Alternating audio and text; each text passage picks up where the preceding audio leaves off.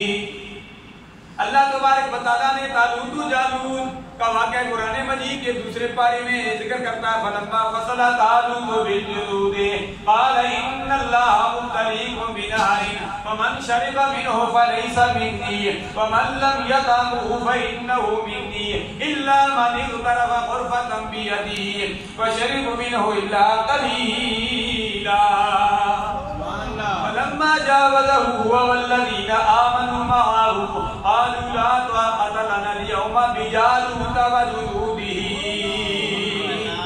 اللہ تبارک و تعالیٰ اس لشکر کا ذکر کرتا ہے جو 3,03,313 تھے۔ 3,03,313 میں سے صرف 313 رہ گئے۔ جیسے کہ غزوہ بدر میں بھی اللہ تبارک و تعالیٰ کے پیارے حبیب رہتا حیت توسنا 313 ساتھ لے کے گئے تھے۔ وہی غزوہ بدر اسی ماہ مقدس کی 17 تاریخ کو لڑا گیا تھا۔ اللہ تبارک و تعالیٰ نے غزوہ بدر والوں کو فتح نصرت سے نواز دیا تھا۔ ادھر سے کافر ہزاروں کی تعداد میں تھے، غزوہ بدر میں مسلمانوں کی تعداد 313۔ اللہ تبارک و تعالیٰ نے ان کو فتح نصرت سے نواز دیا۔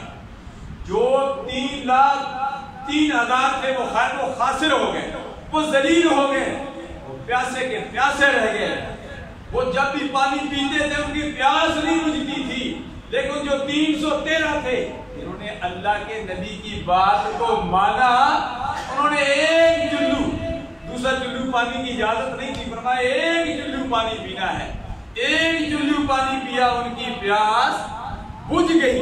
جنہوں نے پانی پیا، جیب بھر کے پانی پیا، پیٹ بھر کے پانی پیا، اللہ کے نبی کی نافرمانی کی، ان کی پیاس